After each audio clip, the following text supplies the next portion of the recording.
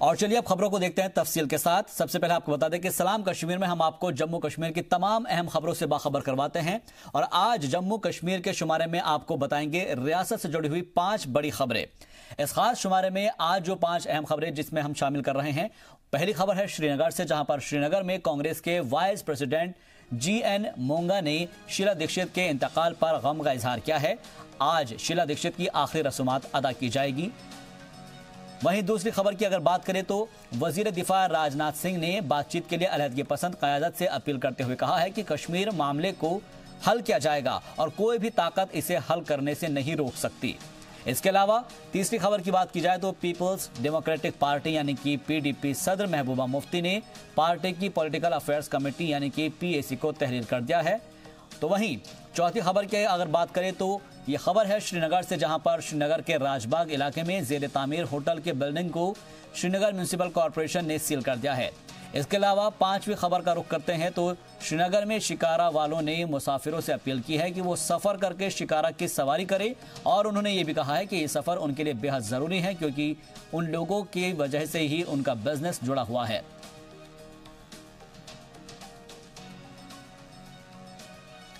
तो इन 5 खबरों पर हमारी नजर रहेंगी क्योंकि सभी को मालूम है कि दिल्ली की साबिक वजीर आला शीला दीक्षित का इंतकाल हो गया है और जिसके बाद पूरी सियासी दुनिया में सोग की लहर है। हर किसी ने यहां पर खराज अकीदत पेश किया है, फिर चाहे उसमें सदर जमहूरिया हो, वजीर आजम नरेंद्र मोदी और इसके अलावा तमाम लीडरान ने खराज अकीदत पेश किया है। साथ ही जम्मू कश्मीर के लीडरान ने भी अफसोस का इजहार किया है। आज उनकी आखिरी रसूमात अदा की जाएगी।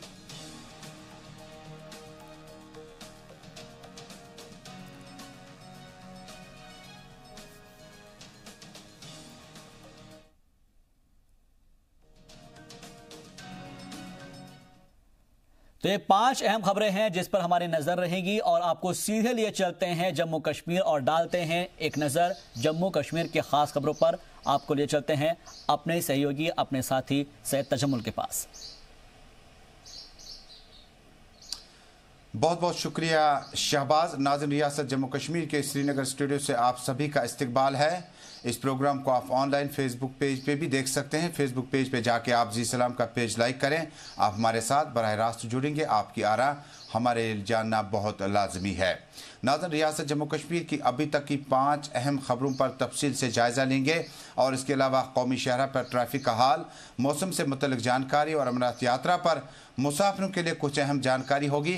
खबरें और भी है लेकिन शुरुआत करते हैं अभी तक की 5 बड़ी अहम खबरों की मुख्तसर तफसील के साथ। कौन सी बड़ी अहम खबरें हैं जो अभी तक जम्मू कश्मीर में है? नाज़रीन, दिल्ली की साबिक वज़ीर आला और कांग्रेस की सीनियर लीडर शीला दीक्षित 81 साल की उम्र में इंतकाल कर गई। कल दोपहर 4 बजे हरकत क़ल्ब बंद होने से शीला दीक्षित इंतकाल कर गई।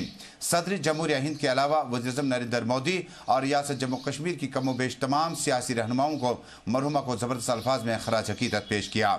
महबूबा मुफ्ती, डॉक्टर फारूक अब्दुल्ला, उमर अब्दुल्ला, गुलाम अहमद मीर, गुलाम नबी आज़ाद, सैफुद्दीन सोद समेत कमोबेश तमाम सियासी पार्टियों जिनमें डॉक्टर शाह फैसल, हकीम मोहम्मद यासीन, CPIM के रियासी सेक्रेटरी मोहम्मद यूसुफ तारिगामी के अलावा इंजीनियर रशीद और बाकी लीडरान ने मरहुमा को दिल्ली में तामीर और तरक्की के लिए एक सफ़ीर के तौर पर याद किए जाने का भी मुतालबा किया।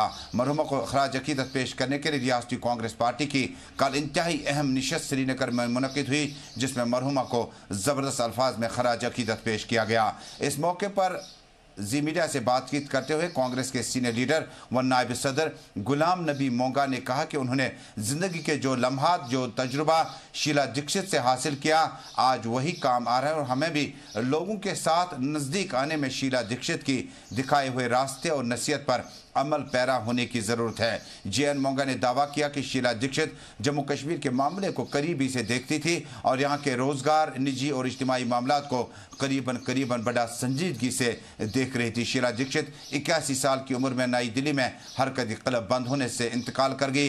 रियासत जम्मू कश्मीर में भी गम और अलम की लहर दौड़ गई और कांग्रेस पार्टियों के लीडरान ने नई दिल्ली का सफ़र बांधना शुरू किया। अगरचे गुलाम नबी आज़ाद, गुलाम अहमद मीर जम्मू में एक अहम मीटिंग से खिताब कर थे लेकिन देर गए वो दिल्ली रवाना हुए जहां वो आखिरी रसूमात में हिस्सा लेंगे। रियासती कांग्रेस के नायब सदर गुलाम नबी मोंगा ने जी मीडिया से बातचीत करते हुए कहा कि शीला दीक्षित को जम्मू कश्मीर के अवाम बल्कि मुल्क के हर अवाम में कांग्रेस नहीं बल्कि हिंदुस्तानी नजर आता था। यही वजह कि दिल्ली में दारुल खिलाफा में जो तामीर और तरक्की के दौर उन्होंने शुरू किए, यही वजह है कि आज दिल्ली जो है बदली बदली सी है और काफ़ी तरक्की याफ्ता स्टेट्स में इस वक्त शुमार की जाती है। गुलाम नबी मोंगा ने खास तौर पर इस बात का इशारा किया कि जम्मू कश्मीर में कांग्रेस पार्टी को जो इस वक्त साख बनी हुई है उसमें कहीं ना कहीं शीला दीक्षित का कंट्रीब्यूशन हमेशा हमेशा याद रखा जाएगा। शीला दीक्षित के इंतकाल पर रियासत जम्मू कश्मीर के कमोबेश तमाम लीडरान ने उन्हें ज़बरदस्त अल्फाज में खराज अकीदत पेश किया है।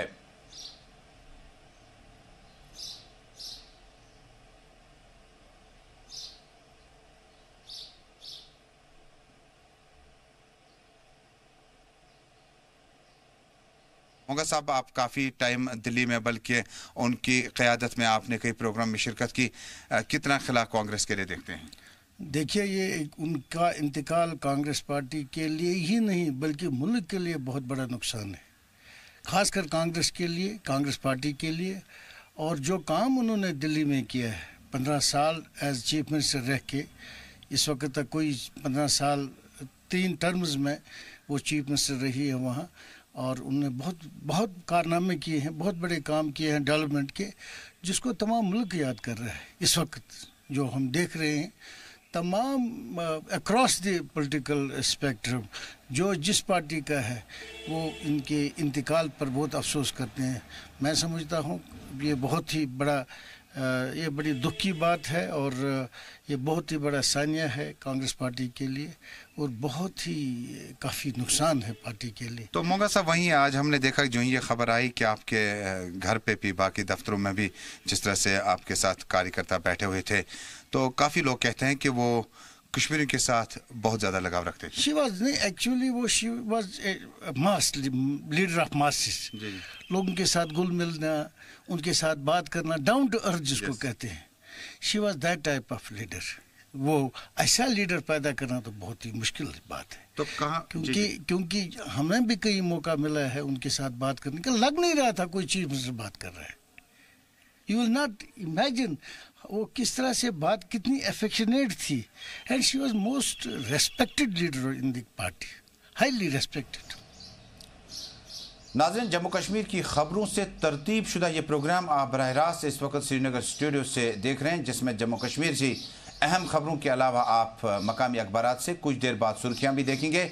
लेकिन दूसरी अहम खबर श्रीनगर से नाज़रीन, अभी तक की दूसरी अहम खबर, मरकजी वज़ीर दिफा के जम्मू कश्मीर के दौरे के दौरान कई अहम प्रोजेक्टों को अवाम के नाम वक्फ किया गया, जिनमें जम्मू के कई एरिया में पुलों का जाल बिछाने का अमल मुकम्मल हुआ, जिससे मुसाफत और दूरी अब बहुत कम हो गई है।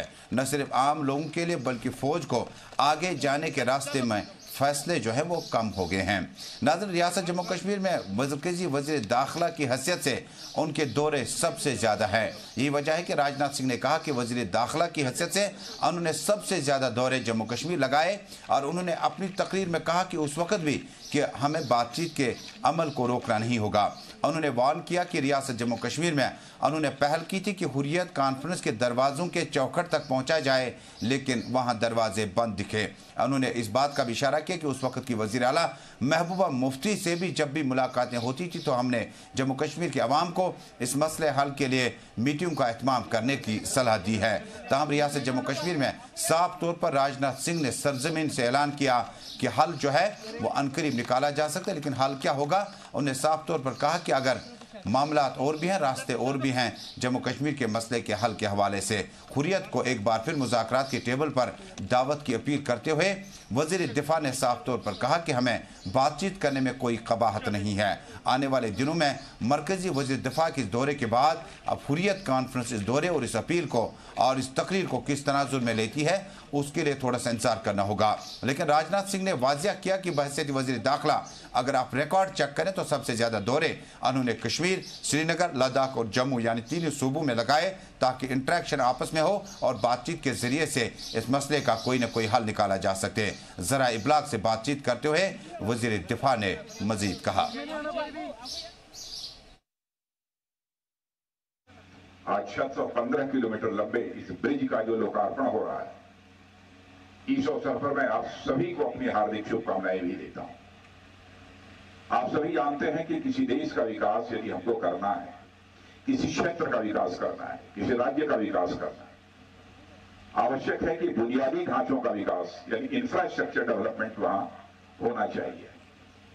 कोई यह सोचे कि बिना अपने देश में, बिना अपने राज्य में बुनियादी ढांचों का विकास किए, बिना इंफ्रास्ट्रक्चर डेवलपमेंट के हम अपने राज्य, अपने देश का हम विकास कर लेंगे, तो मैं समझता हूं कि यह किसी भी सूरत में संभव नहीं हो पाएगा। सन 1960 से बीआरओ देश के रिमोट एरियाज में काम कर रहा है और जहां कोई नहीं जा सकता वहां डिफेंस फोर्सेस को सपोर्ट करने के लिए बीआरओ लगातार तैयार रहता है। इस जम्मू क्षेत्र में हम और भी कई ब्रिजेस का निर्माण कर रहे हैं और आपको मैं खुशी के साथ बताना चाहता हूं कि सारे ब्रिज जैसे तरना 1, तरना 2 अगले 4 महीनों में बनकर तैयार हो जाएंगे। इसके अलावा बाकी बचे हुए पुलों का भी निर्माण कार्य जल्द ही। जम्मू कश्मीर की खबरों पर मबनी प्रोग्राम आप सलाम कश्मीर इस वक्त श्रीनगर स्टूडियो से मुल्क भर में देख रहे हैं। फेसबुक को आप जाइए, फेसबुक पे आप जी सलाम का पेज लाइक करें और आप बराह रास्त हमारे साथ जुड़ सकते हैं। नाज़रीन, अब अगली खबर और अगला मौजू। नाज़रीन को याद होगा कि रियासत जम्मू कश्मीर में पीपल्स डेमोक्रेटिक पार्टी और भारतीय जनता पार्टी के इक़्तिदार से अलग होने के बाद पीपल्स डेमोक्रेटिक पार्टी बहरान की शिकार हो चुकी है। सीनियर लीडरान और क़यादत अपनी सोच रखती है और नौजवान क़यादत जो है वो अपनी सोच से चलती है। महबूबा मुफ्ती कमोबेश तमाम इन मुश्किलात का हल निकालने के लिए तमाम कोशिशें कर चुकी है। एक ताज़ा खबर के मुताबिक पीपल्स डेमोक्रेटिक पार्टी के एक सीनियर कायद और रहनुमा ने दिल्ली में वज़ीर-ए-आज़म नरेंद्र मोदी से अहम मुलाकात की।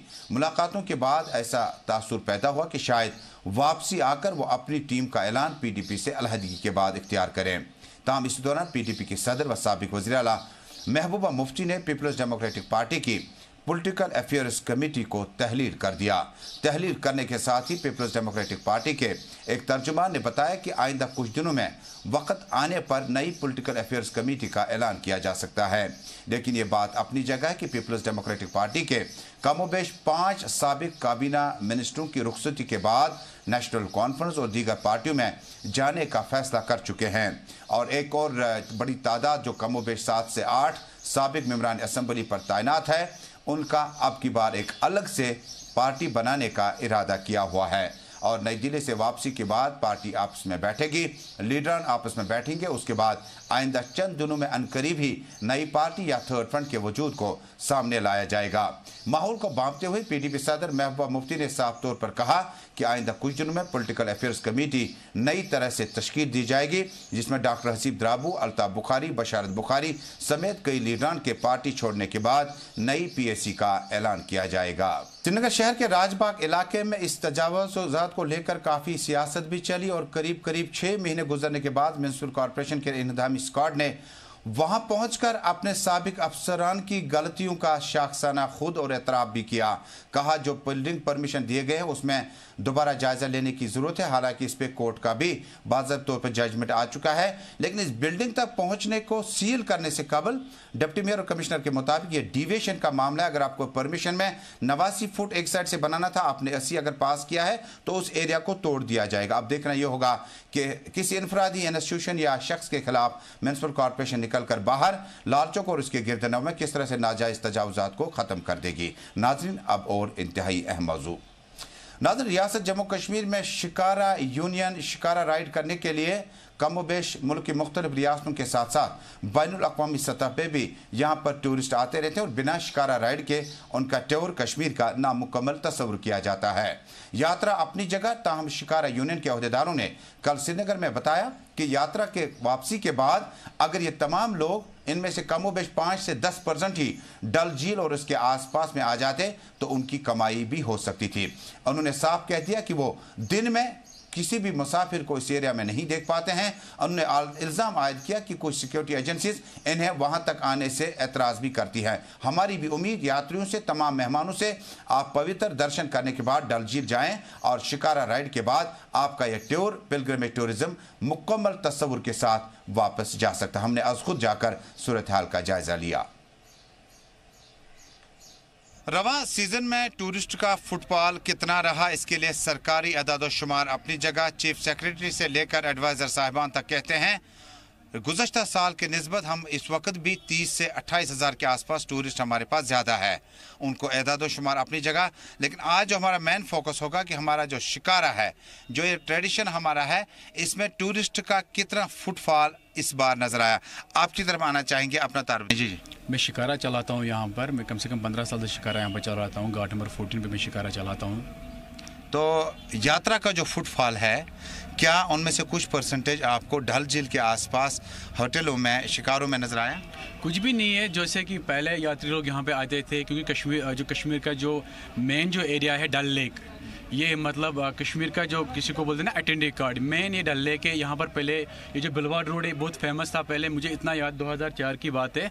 यहाँ पर इतनी यात्री लोग आ गए थे, सड़क पे भी लोग सोने लगे, और शिकारा हम लोग ने रेंट पे दिया है। आपका यात्रा पहलगाम और सोनमर्ग नहीं है, आपका यात्रा दर्शन के बाद आप डल के दर्शन करेंगे, तो मुझे लगता है आपका ये टूर पैकेज जो होगा, रिलीजियस जो आपका टूरिज्म होगा, ये मुझे लगता है कि मुकम्मल हो जाएगा। अशरफ वानी के साथ फारूक वानी, मैं सैयद तजम्मुल, जी मीडिया, डल लेक, श्रीनगर।